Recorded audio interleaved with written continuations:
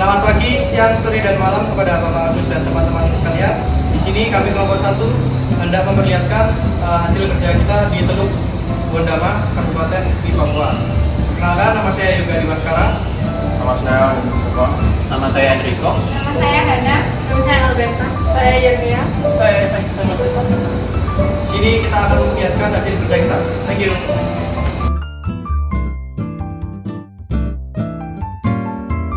Untuk kekayaan alam pada Kabupaten Teluk Bondama memiliki hutan yang sangat luas yang sudah dilakukan upaya untuk dilestarikan oleh Gubernur Papua Barat pada tahun 2023 dengan membangun kantor cabang Dinas Kehutanan Wilayah 3 Teluk Bondama di Wasior.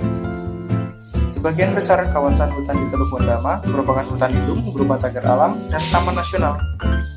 Salah satu cagar alam yang terdapat di Teluk Bondama adalah cagar alam Pegunungan Bonjiboy.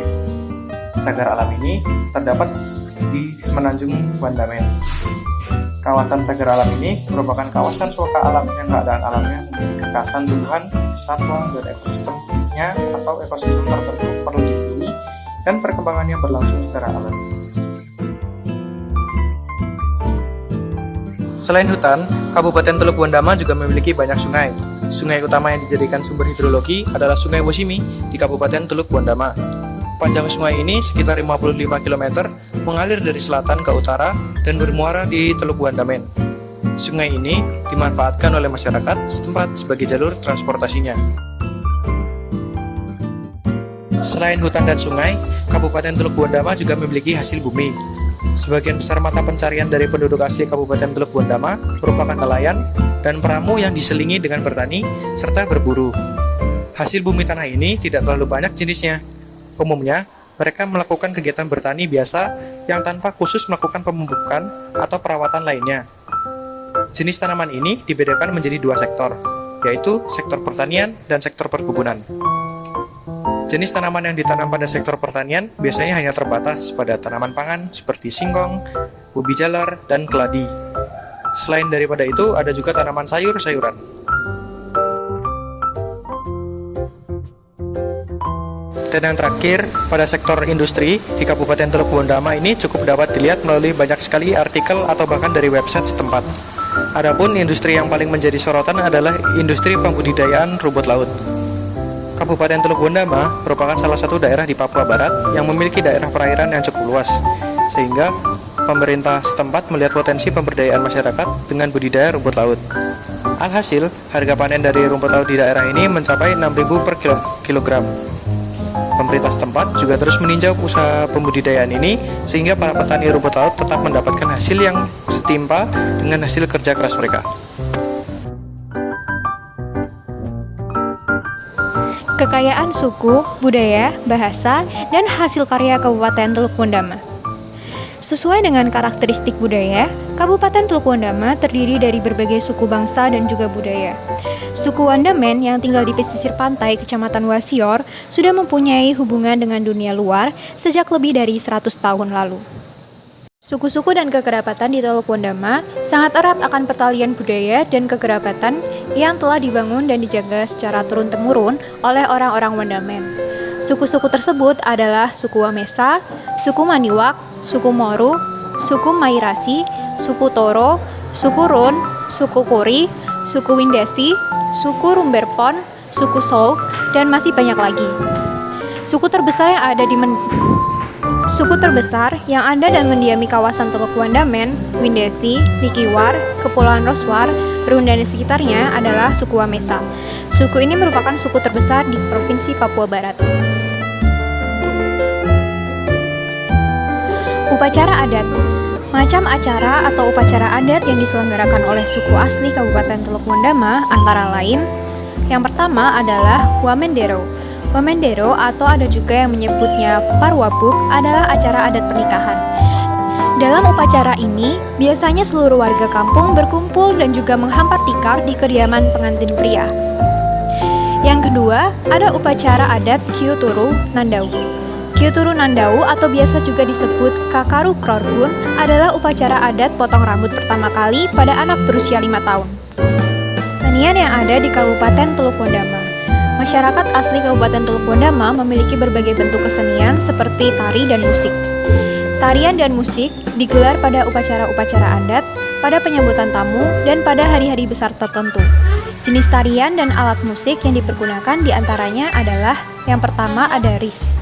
Ris berarti dansa adat. Dansa adat ini digelar sebagai bagian dari upacara adat dan dilakukan dengan iringan nyanyian disertai alat musik tifa dan juga gong. Tifa terbuat dari kulit ular.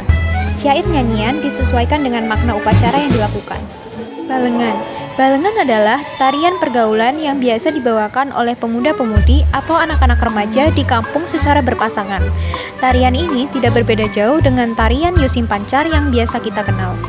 Untuk alat musik, ada suling bambu. Suling bambu dimainkan dalam kelompok yang sedikitnya terdiri dari 6 orang.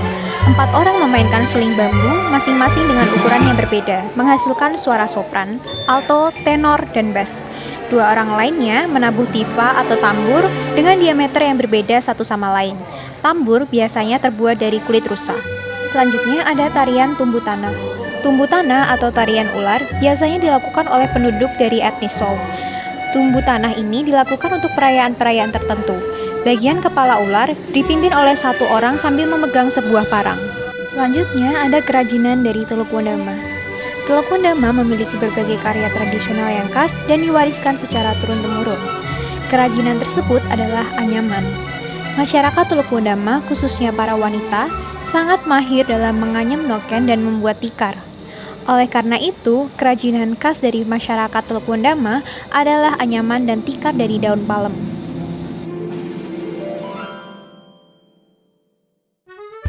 Makanan khas daerah Teluk Wondama. Teluk Wondama juga memiliki berbagai macam makanan khas, misalnya sagu buah hitam. Buah hitam adalah salah satu tanaman endemik Kabupaten Teluk Wondama. Tanaman ini terdapat hanya pada kabupaten tersebut. Pohon buah hitam hanya berbuah setahun sekali, yang lalu diolah menjadi sagu buah hitam. Yang kedua ada tahu. Tahu atau ada juga yang menyebutnya aries adalah makanan tradisional suku Wamesa. Makanan ini terbuat dari sagu dan kelapa parut yang dibungkus dengan daun sagu, kemudian dibakar di atas bara api. Tahu merupakan makanan sehari-hari yang juga disajikan sebagai pelengkap pada setiap acara adat.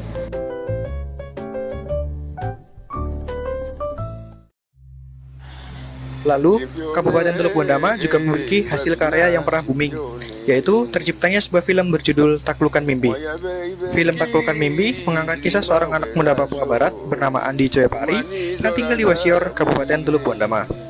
Andi memiliki semangat pantang menyerah untuk mewujudkan mimpinya menjadi prajurit TNI Angkatan Darat.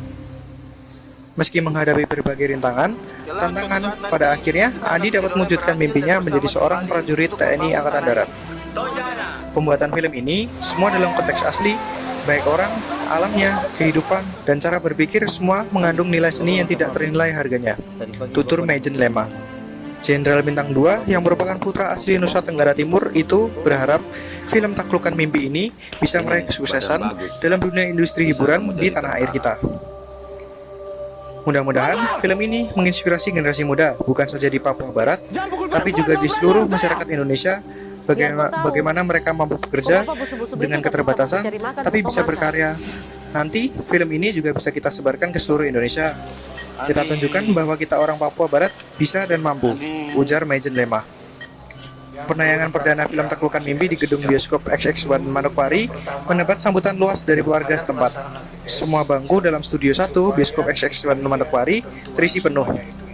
Masyarakat mulai dari kalangan anak-anak, remaja, khususnya pelajar, sampai dengan orang dewasa tampak berbondong-bondong datang ke gedung bioskop sejak siang demi menyaksikan kisah film tersebut. Atas terpilihnya kalian dari sekian ratus peserta seleksi, selama 5 bulan kalian ke depan akan mengikuti pendidikan di Rindam 18 Kasuari.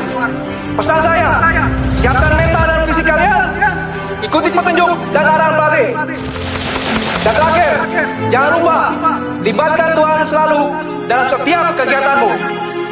Saya memanggil Datsaka kemari karena saya mendapatkan informasi bahwa ada pelatih kita